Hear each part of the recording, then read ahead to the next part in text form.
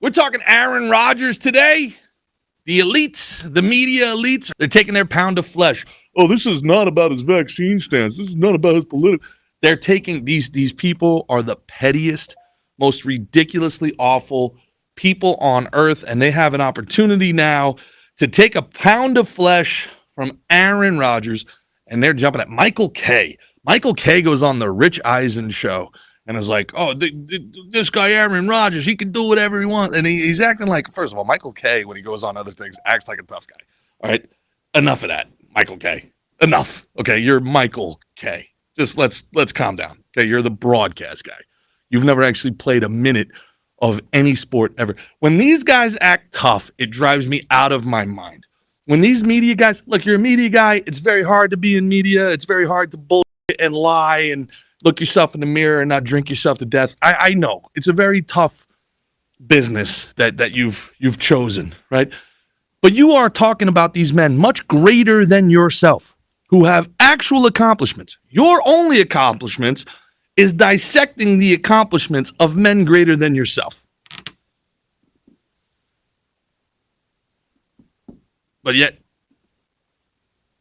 you want to act tough around Aaron Rodgers, a Super Bowl winner, an MVP, a guy still playing at the top of the game in his 40s.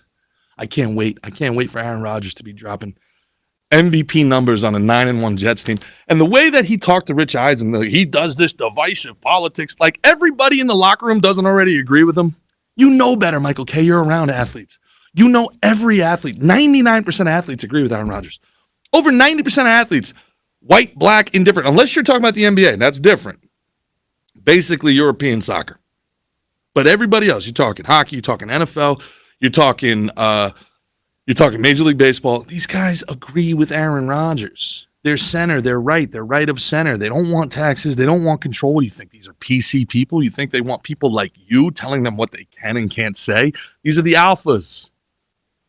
They all agree with him. There's no divide in the locker room. And then Jets fans, you think Jets fans? It's controversial for Jets fans. Jets fans are blue-collar white guys from North Jersey and Long Island. 99.99999% of them agree with Aaron Rodgers' stance on everything. There's nothing divisive. Nothing about what he's doing. Nothing. For people that don't know, he's skipping out on mandatory practice in the summer, okay? Mini camp. Now, this is a dude who's been in the NFL for 20 years. There's nothing he needs to do in June that's going to help him play in September. Nothing, okay? OTAs and minicamp are for rookies trying to get acclimated to the NFL. They're like, what the heck's going on here? It's for new coaches and new teams that are putting in their plans, their practice plans. Some things that people that have never been athletes don't understand is the structure of the organization is hard to get used to. It's like going to a new school or a new job, okay? When a new coach comes in or when players come into a new organization, whether they're free agents, whether they're rookies, whether they're young guys trying to make the team, practice squad guys, tryouts, right? You come in, every team has a different schedule. They have a different way of doing things. They have a different way of breaking the team up into smaller groups. They have different languages that they use as far as code words, as far as playbook is concerned. So there's a learning curve there. Aaron Rodgers has been doing this for 20 years. This is his second year in that organization. And it's his, 8th year with the offensive coordinator?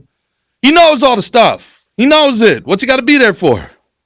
But you know what? I'm not going to sit here and defend a guy more than capable of defending himself. So a Gerard versus Evil exclusive.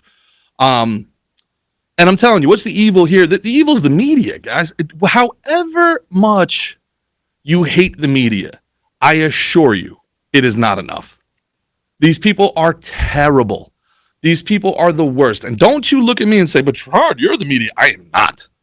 I am just a lowly podcaster. I'm a failed athlete, failing comedian who talks shit upstairs in a cool little studio with a hot little Dominican piece by my side. We've got a guest that has been waiting for us. He's been very gracious. Ladies and gentlemen, calling in Aaron Rodgers. Aaron Rodgers to defend himself. Jossie, if you would put him through. Aaron, Can you tell me a little bit? First of all, thank you for joining Gerard versus Evil, Aaron. Can you tell me a little bit about what's going on? But it's easy to talk about. It's easy to sum it up. Okay. When you just talk about practice. We sitting here, I'm supposed to be the franchise player, and we're in here talking about practice. Yeah. I mean, listen, we talking about practice. Not a game. We talking about practice. In the summer. Months before the game. Not a game. Mm-hmm. Months before not the game that I go out there and die for and play every game like it's my last. Not the game. We talking about practice, man. Yeah, I mean, how practice. silly is that, man? We're talking about practice. I know I'm supposed to be there. I know I'm supposed to lead by example. I know that. And I'm not shoving it aside, like it don't mean anything. Mm-hmm. I know it's important. I do. I honestly do. But we talking about practice, man. What are we talking about? Practice? Yeah. Off-season practice. practice. Talking about practice, man. Yeah. No, I get it, Aaron. We're talking about practice. Yeah. We're talking about practice. It's unfair. We ain't talking about the game. No. We're talking about practice. Because they can't say anything. When you come in the arena and you see me play, you see me play, don't you? Yeah. You MVP. see me give everything I got, right? Mm-hmm. But we talking about practice right now. Off-season practice. We talking about practice. Man, look, I hear you. It's funny to me too. And I mean, it's strange to me too. But we talking about practice, man. We're not even talking about the game, the actual game. The games are months away. Months away. Practice. Yeah. Off-season practice. Yeah, no, I get it, Aaron Rodgers. Thank you so much for calling in. That's Gerard versus Evil exclusive. Aaron Rodgers calling in from his vacation, explaining why he's missing practice. Well, you heard him. What are your thoughts on what Aaron had to say? Jossie? I don't know. Do you think he was talking about practice? Yes, I do. You look a little skeptical, Jossie. I feel like you don't think that was Aaron Rodgers. You don't think that was really Aaron Rodgers. It was for sure Aaron Rodgers. It was definitely Aaron Rodgers. Sure. And it was definitely not Allen Iverson. You don't know who Allen Iverson was or is, do you? No clue. I've never heard that name. Allen Iverson was a remarkably influential and somehow forgotten NBA great. The original AI. Before AI was in the news, he was AI. His nickname was The Answer. AI. He was like the anti-hero for urban America. He actually, you can pinpoint him. He's the reason for the quote-unquote, what do you want to call it? The urbanification, the thugification, the rapification of the NBA. Before that, before him, before the Fab Five, before, this kind of new generation of baggy pants and black socks and talking to the media the way you talk to anybody else, not being prim and proper in a suit, shaking hands and selling Reeboks.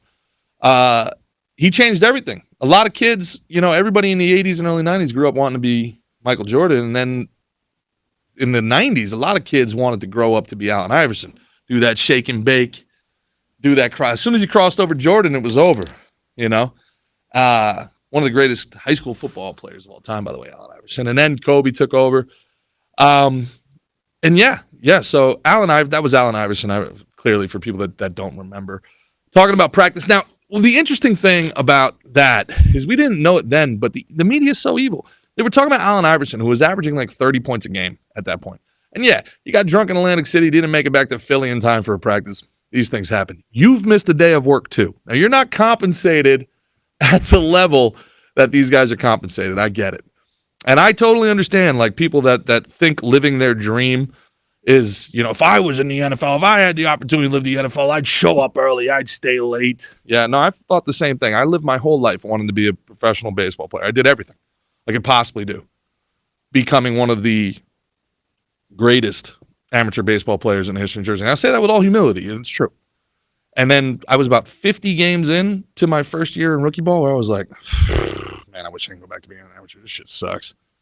When you have to do something, I don't care what it is, when it's your job, it gets old. All right? When there's things that you don't have control of, 17-hour bus rides, and fucking you don't get to make the lineup, and I get it. That's not what Aaron Rodgers is doing. All right? I get that. But it's still a job. There are people, there are porn stars.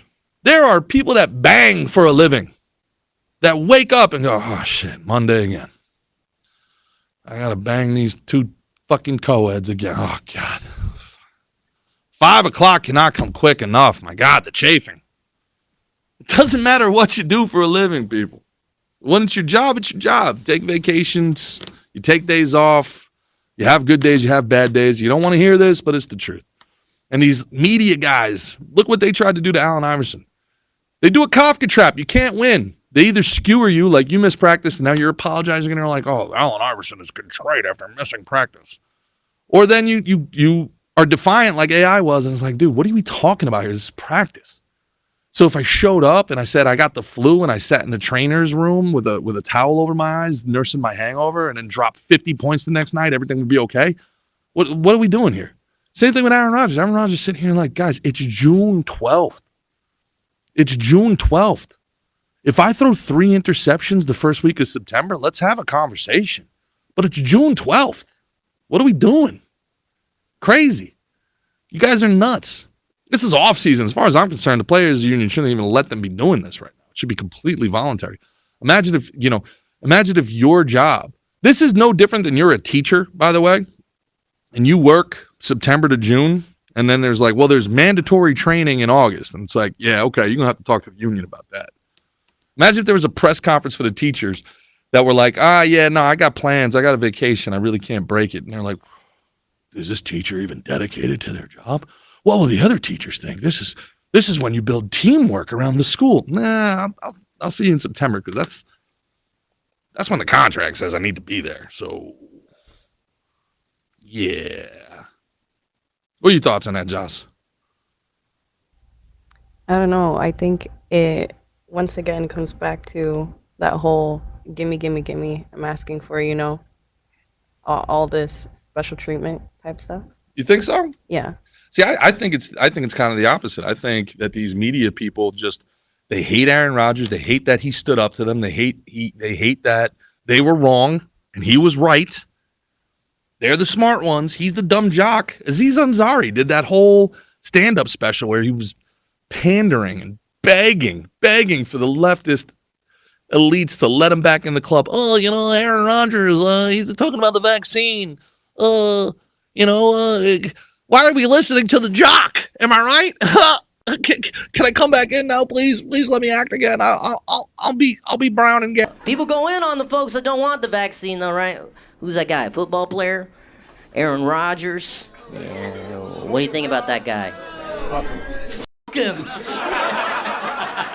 People hate that guy. They're like, he's a fucking idiot. It's like, all right, calm down. He's a football player. Fucking Aziz Ansari. Because you're Indian, you know more about vaccines? How's that not more racist? Because you look like everybody behind the counter of a pharmacy. You know more about that. You're an actor from South Carolina. You're a moron. You're a moron who got Me Too'd because you can't take no for an answer on the worst date ever. You got Me Too'd over going in for a kiss, you loser. And you're going after Aaron Rodgers, a dude who knows more about the human body than almost anybody. A guy who literally has made himself a billionaire off of his body. He went to Berkeley, by the way. Went to the University of California, Aziz. Talk about brown privilege. Oh, the Indian guy must know about, he looks like doctors, so this actor must know something about vaccines. Loser. Dork. One of the worst specials of all time. Ugh. From the Comedy Cellar, another comic industry shoves down your throat. Aziz Ansari. You got at least 2 muted chuckles throughout that whole hour special. Good for him. You sound just like him. Hey guys. I'm not like Urkel. I'm a completely different character. I wear a skinny tie. Fucking dork. Goes after Aaron Rodgers. Why are we listening to the football players? Plato was a wrestler, you asshole. Do you know that, Jossie? Did you know Plato was a wrestler? Like ancient times Plato? Yeah, like ancient times Plato, one of the original Stoics, one of the actual thought leaders for 10,000 years. He was an Olympic wrestler. Plato's a nickname that means wide or broad. It's like Brock Lesnar. We're listening to the philosophical rantings of Brock Lesnar every time somebody quotes Plato. But he's not Skinny and Brown, so I would listen to this asshole. Am I right, you guys? Please, Hollywood, let me back in. Please. Nah, dude. The Jets players need to rally around their boy. The Jets players need to be like, shut up. Who cares? It's June. We got one of the top 5 quarterbacks in the league. Let's talk in September. We're just grateful he's here. We're grateful he came to New York. We don't even have our own stadium. We practice in freaking Long Island and then drive out to Jersey for the games. Please, Aaron, whatever you want. Please, thank you. Thank you so much for coming here. We have been the little brothers to the Giants for 30 years. Please, just whatever you want. Please, just show up on game day. Please, thank you, Aaron. Thank you.